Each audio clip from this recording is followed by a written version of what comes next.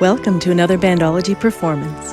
Bandology is a Canadian nonprofit dedicated to more music for more kids via education, collaboration, and community.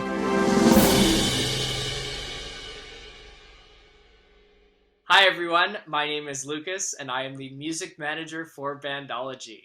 I'm here today with Tim Watson. How are you doing today, Tim? I'm doing great. How are you doing? I'm doing well. Thanks so much for joining us. Yeah, it should be fun. So Tim, can you describe a bit about yourself and your background in music? Sure. So I live in Hamilton. I grew up in Guelph, and my musical background is mostly a combination of playing in churches and then playing in like the Guelph music scene. So when I was in high school, I was playing in a bunch of different bands and bars around Guelph and doing whatever gigs I could get. And then a lot of my experience has been playing in churches, and I eventually ended up going to school for that and doing that as my job, and reached a point personally where I felt like I couldn't do that work anymore, like I wasn't resonating with the Christian tradition and practicing it in the same way, and so I felt like I needed to transition out of that kind of work and made the hard decision to like no longer be a professional musician, which is, I mean, it's tough when you're getting paid to do it. And so just recently I've been sort of re-examining what creativity and music and whatnot is going to look like in my life, and I've been doing lots of writing and lots of like just like doing little recordings and things like that, and trying to find opportunities to do music during a pandemic, and that's been where that's taken me. Nice, that's awesome. So who would you say some of your major influences or mentors are? Yeah, it feels weird to say this because this is not reflective of how my music sounds, but Kendrick Lamar is really big, just in the way that he structures an album. Like, he is so intentional about the structure, and it's not just like a few songs that he threw together. Like, it tells a story, and there's themes across those songs and themes across albums, and he's just very, very intentional, and he's such a genius with that kind of stuff. And so that's something I always strive for if I'm putting together a project. The poet Mary Oliver, in just the way that she adds this level of like depth and significance and spirituality to like everyday existence, is an inspiration to me. The the vulnerability in Julian Baker's lyrics is something that I strive for and I'm inspired by. And then musically, I'm just like very much like the stuff I was like the shows I was going to in high school, like a lot of Canadian bands, Arkells, Tokyo Police Club, Said the Whale, just a bunch of those musicians that were around and doing a lot of shows at the time. July Talk, those would be my influences. Right on. That's awesome. Arkells are a great band. Oh yeah, they're great. All right, so with that, Tim, would you like to play a song for us? Absolutely. So this song is it's called Solar Eclipse, and it is about a friend of mine from high school who I hadn't seen in some time, and I watched The Queen's Gambit, and she looks a lot like that girl from The Queen's Gambit, and I was just thinking about her, and I wrote this song. So here goes.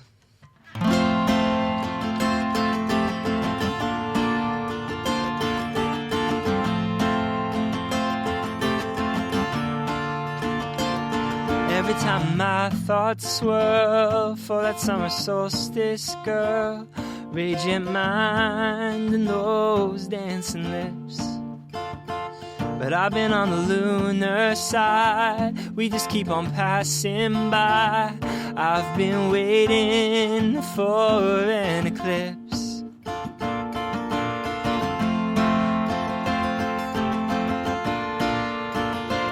We used to have sunny days, back when I preferred the shade. We were off with other girls and guys.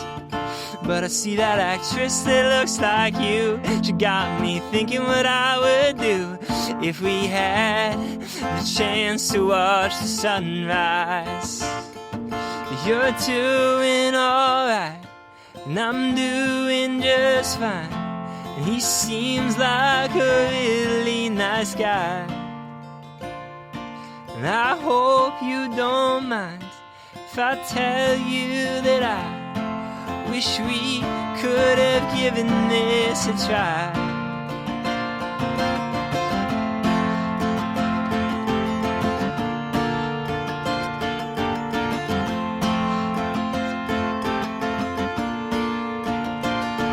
we'll be heading off real soon. I'll stay out on the moon, wishing you the best and really meaning it. So go soak up that East Coast sun. I'll be here if you need someone, or if he splits so you call it quits so we be a hit. Oh, I think you're the but you're doing alright, and I'm doing just fine. And he seems like a really nice guy, but I hope you don't mind if I tell you that I wish we could have given this a try. Oh, if he splits so you call it quits, we'd be a hit. Oh, I gotta admit, if he splits so you call it quits, we'd be a hit. Oh, I think you're the if he sits so you call it quits, we'd be a hit. Oh, I gotta admit, if he splits so you call it quits, we'd be a hit. Oh, we would be a hit, but you're doing alright, and I'm doing just fine. And he seems like a really nice guy, but I hope you don't mind if I tell you that I wish we didn't have to say goodbye.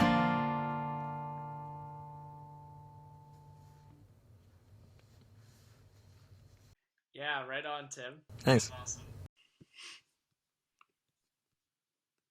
So what would you say your biggest challenge as a musician is?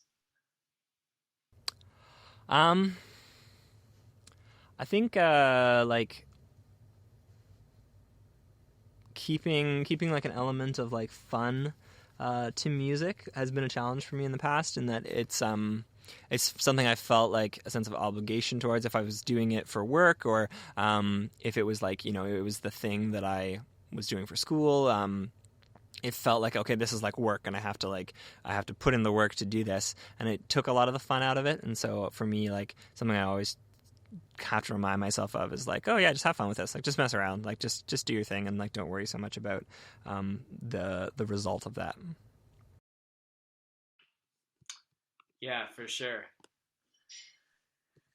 And how about any performance highlights you've experienced in your career so far?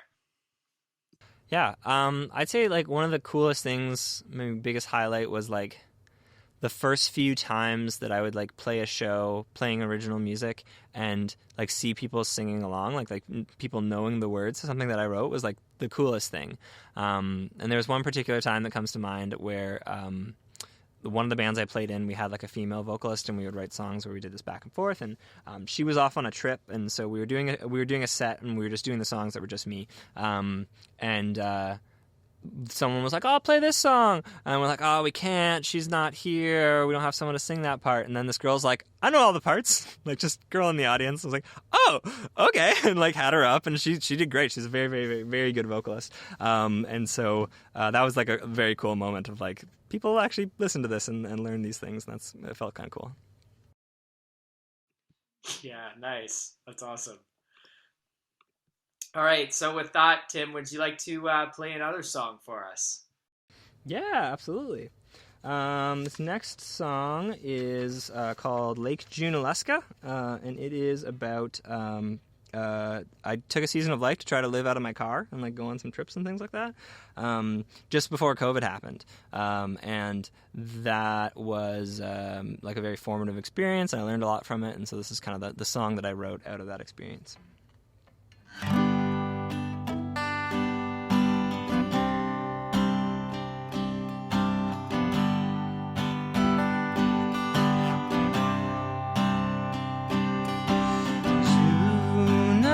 You want more than I could offer. I wish that I could be who you want me to be. You made many offers of a life of dreams and power. I drove all this way to learn I don't want to succeed. Oh, I'm displaced in every place. I really wish I could settle down. But I tore down my house so I could sleep under the stars. Now I spend all my time looking around. Arizona, I really wish I could have kept you. A perfect memory of being warm and calm and free. But you were over before I got to know you. And I don't want to go back to cold responsibilities. Oh, I'm displaced in every place. I really wish I could settle down. But I tore down my house so I could sleep under the stars. And now I spend all my time looking around. Victoria, what an awful time to visit. The world is falling apart and there's nothing to do.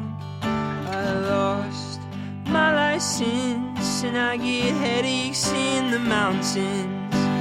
But I'm finally starting to enjoy the view.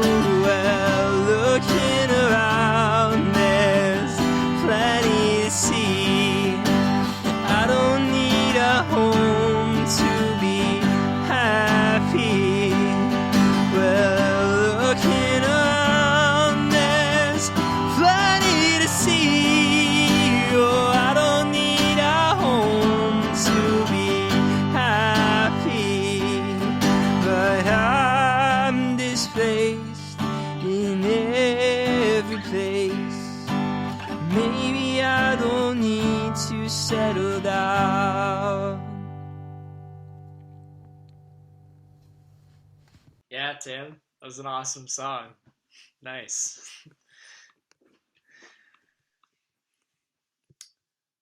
So, can you describe a bit about your personal songwriting process? I know a lot of different artists have a different process, so I'm curious to know what your process is.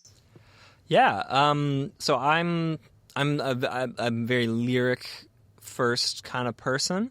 And I don't think as much about like chord structures and stuff. Like I don't sit around like writing cool riffs and then thinking, oh, I'd write a song out of that. It's usually the notes app on my phone, and just throughout the day, whenever something comes to mind, or there's like a cool phrase that I hear, or a thought that I have, that I'm like, oh, okay, that's a lyric, and then I'll just like dump all that into this list. And then when I get to a place where I want to write about something in particular, it's usually a matter of like going through that list and pulling a bunch of things and like putting those into a new like document. And then like it's very digital, and I used to love doing stuff by hand, but I found being able to like copy paste and move things around and have something that's on my phone but is also on my computer has been like very, very helpful.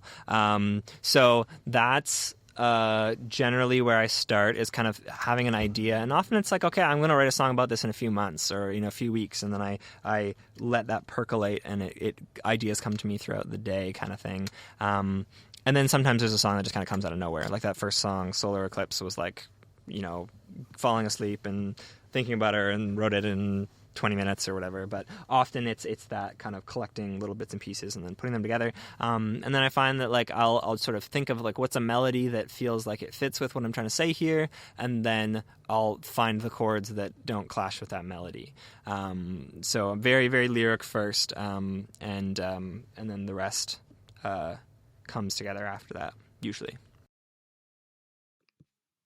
Nice, that's awesome. So do you have any exciting plans or new projects coming up for your personal music project? I know you are release music under the Ultraviolet Garden, so if you want to talk a bit about if there's anything coming up with that. Yeah. So I've started a project that I'm calling the Ultraviolet Garden, partially just out of like a discomfort with like calling something like, oh, here's the Tim Watson project, and it just a certain level of like that feeling weird to me. And so it's kind of just been this dormant thing. Like I started to get something going before COVID, and then when COVID happened, I like recorded a whole EP in like the first 2 weeks and put that out, and it's all right. It's fine. You can check it out, but it's not that great. And then I've had like some recordings that have been like partially finished for this whole pandemic, and I've taken little moments here and there when things have loosened up to add a little bit to them, and those are sort of in progress. And then I've written like an entire album last year that was kind of like I was saying with like the idea around concept albums and trying to create something that like fits together fluidly. This was very much like a therapeutic thing for me of like I need to write something for like processing sort of this general kind of existential dread that was in the air in that like year of lockdowns, and for me like transitioning away from like a practice of like Christian faith and kind of coming to grips with like post-Christendom, like late stage capitalist world that we live in, and like this profound discontent that was resonating in me. And so I created this like structure to the album and wrote a bunch of songs to kind of fit into that, and finished it, and then was like, I don't even know if this is something people want. Like I don't know if this was something that I just did for myself. And so I've toyed around with like taking the time to record that, and still haven't really come to a decision on if I will do that. But I've been busy with like other work things and doing that and whatnot. The creative thing that I've really been drawn to recently has actually been writing poetry, independent of lyrics. I think there's like something nice about not having to structure the words you're saying around like song structure as much. There's less like repetition. I mean, repetition is still a powerful part of poetry, but that's been like the thing that's been like from a purely creative perspective, that's what's gotten me most excited recently. So lots of things that are up in the air and nothing that's like coming soon. Very cool, Tim. It's awesome. All right. So at Bandology, we like to talk a lot about the value of music education and how it provides so many different transferable skills. So my question to you, Tim, is why is music education important to you? Yeah. I mean, I think there's like all sorts of studies around like if you like put a kid in grade 1 piano when they're really young, they'll do better at math and science. Like it's neurologically quite valuable in the way that it makes connections and things. But I think the most valuable thing for me is like music as a form of self-expression that transcends words, kind of sets people up for having similar experiences that they can't articulate, and it gives people a context and a type of experience to kind of place those things into. So what I mean by that is like there's so much of life that you can't fully put into words, and so music is one of these things. Other arts are also part of this, and any sort of kind of expression that allows you to express yourself in a way that is non-verbal is extremely valuable. And I've talked a lot about lyrics. Like lyrics are a big thing for me, but it's a different thing to be able to set that to music, or to just make a bunch of noise on an instrument or something like that allows you to like express something that you can't necessarily by just continuing to say more and more and more. Yeah. Yeah, absolutely. Thanks so much for sharing that, Tim. Absolutely. All right. So would you like to play one more song for us? Absolutely. So this song is from that like concept album that I came up with, and with that project I sort of identified like the kind of Christian tradition that I've come up out of as like sort of a father figure in my life, and then the like sort of capitalist structure that we're all kind of raised into with advertising and motivations towards consumption and all these kinds of things, as like sort of this mother in my life, and it's this reflection on sort of that step in everyone's life of like stepping away from your parents and examining your parents from a distance and living your own life. It's sort of the idea behind this album, and so this is a song early on that kind of digs into that origin and how I've responded to that. It's called The Other.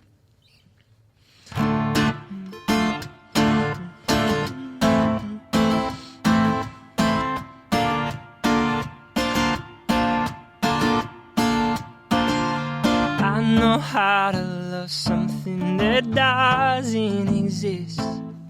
Pray for parking spots, not penicillin. Told a myth of a man that I loved him. He said nothing back, I didn't like that one bit. But I'm resting in the comfort that someone's got my back. So time and time again I cut him some slack.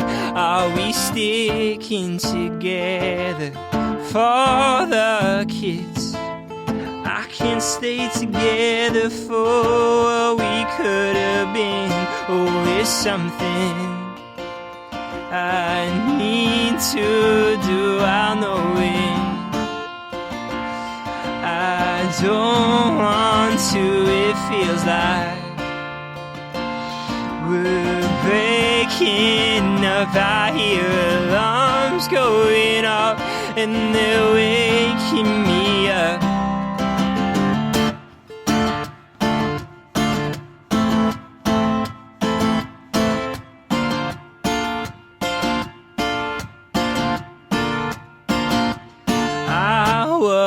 Raised by a brutal machine. She said, get in line, boy, by the time you're 18.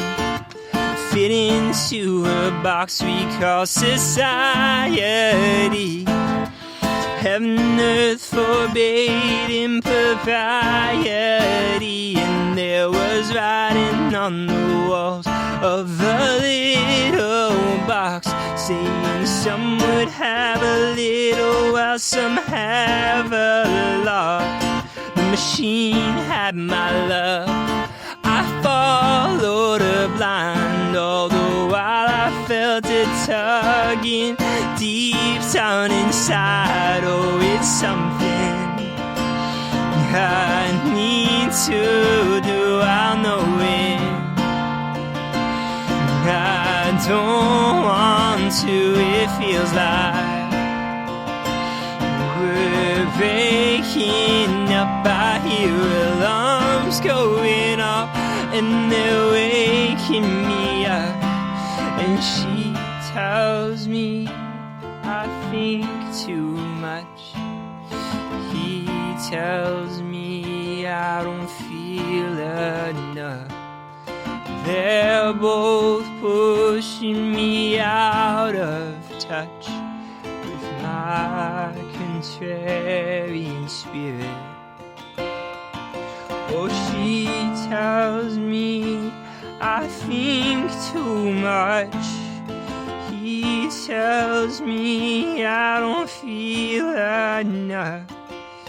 They're both pushing me out of touch with my contrarian spirit.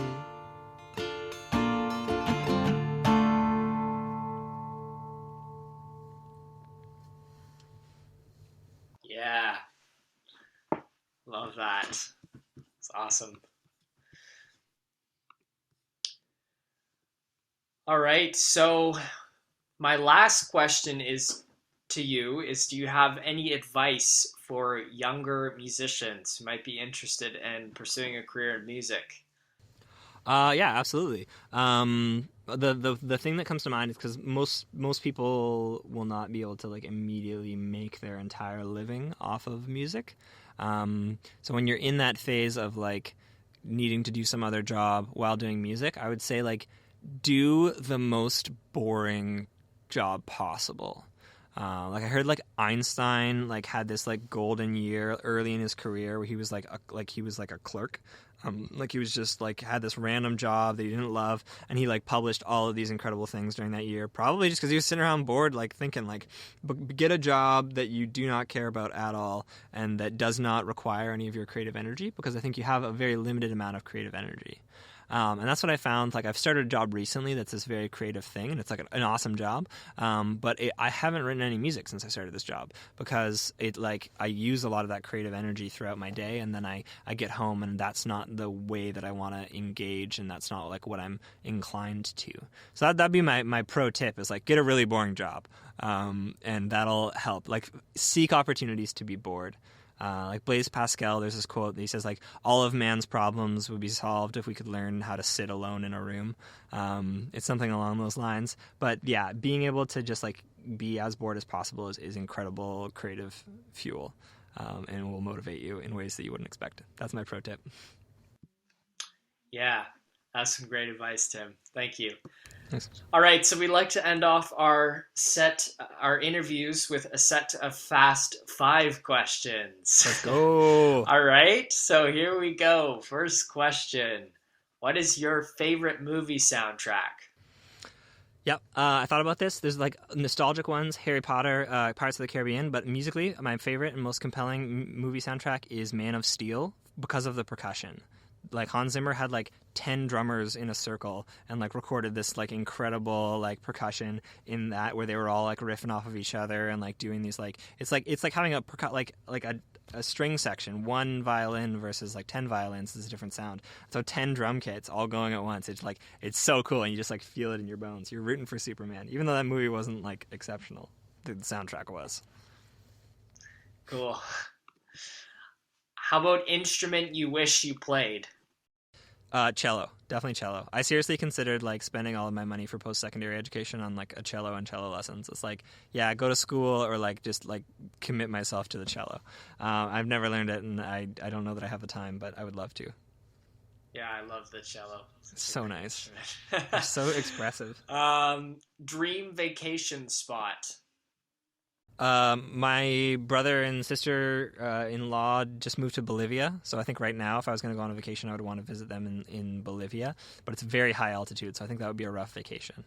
And outside of that, I would love to go to like Italy, like Rome, Vatican City, like just like see all the like history there and eat really good food. Right on. Favorite concert? My favorite concert was Colin Stetson, who's this avant-garde jazz saxophone player, who's like he's mic'd all the buttons on his saxophone. So there's this percussion that's going, and he's circular breathing, and then he's like playing a baritone saxophone, just getting this like loop going with this like thump thump thump thump thump of the buttons, and then he circular breathes, and he does this loop, and then he has a dog collar like microphone, and he throat sings while he's doing all that. And I was like sitting on the subwoofer at the front of this, like it was like at this festival, so I was like right next to this guy, and he's like on like a soprano saxophone at one point, just doing this like, and then like throat sings this incredibly deep note, and I didn't realize I was on the subwoofer, and it's just like resonated in my entire body, and it was incredible. And he's just like such a talented person, and it was like he was so zoned in, and everyone was like silent, just this one dude with a saxophone like going at it, doing the weirdest stuff, and that was like probably my favorite concert I've been to. Nice. And last but not least, what is your hidden talent? Yeah, I don't know that this is like a talent, but I am very warm. Like I am above average warm. And so I have the talent of being able to warm other people up if they're cold, and just come in for a little hug or something. But also it means that I'm very good at sleeping outside in the winter. That's my talent there. That's how I've used it. I've slept outside every winter for the last I don't know how many years, at least once. And so that's my talent. Cool. Nice. All right. Well, thank you so much, Tim, for taking the time and playing some songs for us. And it was great having you here today. Oh, you're so welcome. It was nice to see you, and nice to talk about music. It's something I care a lot about, and this is a good like reminder to me to get back into this stuff, and maybe I'll do some more writing after this or something. Awesome.